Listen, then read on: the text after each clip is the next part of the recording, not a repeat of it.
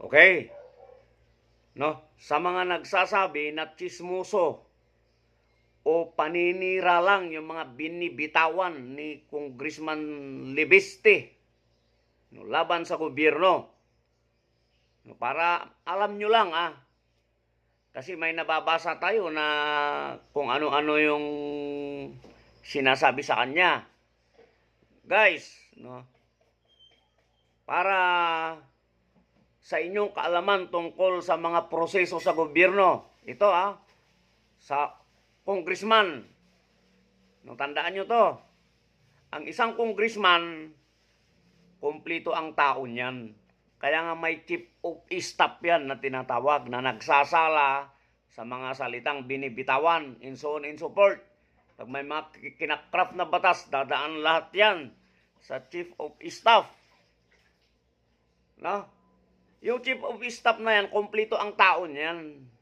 Di ba? Maliban doon sa mga outsource, mga hindi nagtatrabaho diyan sa Kongreso, hindi kasama sa staff, no?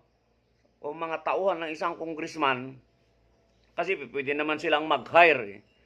Kanya-kanyang yan, di ba? Unit yan, ika nga. Di ba? Kung may departamento, subdivided pa yan into section. Ganon. So may mga researcher ang mga congressman, may mga intelligence officer, may mga investigador. No, kompleto yan. Tapos yung mga hinahire pa nila sa labas ng mga tao, kapag meron silang kailangan, no, na nag-feed sa kanila o nagbibigay sa kanila ng impormasyon. Yan. Pag nalikom lahat yan, no, yung mga impormasyon na yan, dadaan pa rin yan sa chief of staff. Siyempre, for validation. Kasi hindi naman pwedeng maglabas, di ba? Ng basta-basta na lang. Kaya, masasabi natin, validated na yan. Hindi naman pwedeng maglabas na lang ng basta-basta yung tao. Di ba? At saka yung tao, si congressman, di ba? Unang-una, bata pa yan. Kumbaga sa bakal, hindi pa yan kinakalawang. No, at mahirap yun na sabihin natin kalawangin siya kasi unang-una, bago siya magpolitiko, bilyonaryo na yan. No? Bilyon na ang assets niya. Pag ikumpara natin sa mga congressmen dito sa Pilipinas, masasabi natin baka siya na nga yung pinakamayaman. No? Tapos sasabihin natin walang sense yung kanyang sinasabi, no? Napakahirap naman yun, no? Puro assumption tayo, pero tingnan muna natin, no, yung ating sarili. Di ba? Hindi porkit malaya tayo dito sa Facebook na nagngangaw-ngaw. Tingnan mo muna kung sino ka, ikumpara mo muna sa kanya. No? Bago ka bumatikos o bago mo siya husgaan. Wala namang problema yan Siyempre, mabuti nga na may tao na bumabatikos sa gobyerno.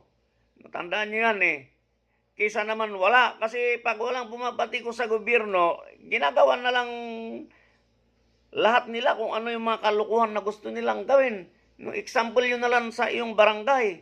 Di ba? Kung walang oposisyon sa inyong barangay, kung ano-ano na ang pinagagawa ni Kapitan na kalukuhan. No?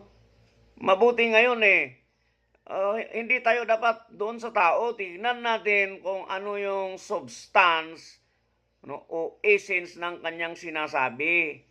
Di ba? Bago mo siya binabatikos na ganun. Hindi ganun ang loyalist. Di ba? Ang loyalist, doon tayo sa tama. No, sa mga pangyayari, huwag doon sa tao. Di ba? Kaya ngayon, kung sinuportahan natin si Presidente, lahat-lahat, and so on and so forth, may nakikita naman tayong mali. Di ba? Ganun dapat yun. Di ba? Kailangan mas mahal natin ang ating bansa, no, kisa sa ating personal na interest. Di ba? O kisa sa kahit sino. Di ba? Para magiging maayos kasi ang pinag-uusapan natin dito, tayo, wala nang problema. Yung mga anak natin, yung mga susunod na henerasyon. Kaya nga mabuti nga may mga bata yan. Nandyan yung isa, si Congressman Meow Meow na sinasabi. titignan din natin yung mga sinasabi. At hindi lang ang mga congressman na nabanggit ko. Lahat-lahat na sino nagsasabi. Pag may nagsasalita, sasabihin nyo, DDS. Mali yun eh. Doon sa kabilang panig, pag may nagsasalita, Marcos loyalist ka, mali yun. Di ba? Tignan nyo yung issue, hindi yung tao. Walang connection yan, yung grupo-grupo. Di ba? Kung tunay ka na mamamayan, tignan mo yung pangyayari. No, labanan ang katiwalayan, hindi yung ano ka, dilawan ka, di ba? Kakamping ka. Mali yung mga ganun na tirada. Kailan pa tayo aasinso? Napakababa ang level ng thinking at utak natin, yung pagkatao natin kung ganun tayo. Nasabihin mo, hindi, ayaw mo na doon sa sinasabi niya, sabihin mo na DDS. Mali yun, napakababa kang tao pag ganun. No? Ganun din pag sa kwan, sasabihin mo, loyalista kang ganito-ganito, bangag-bangag, insot-insot, napakababa ng pagkatao mo pag ganun ang birada mo. No? Doon tayo sa isyo para hindi tayo maliligaw ng landas.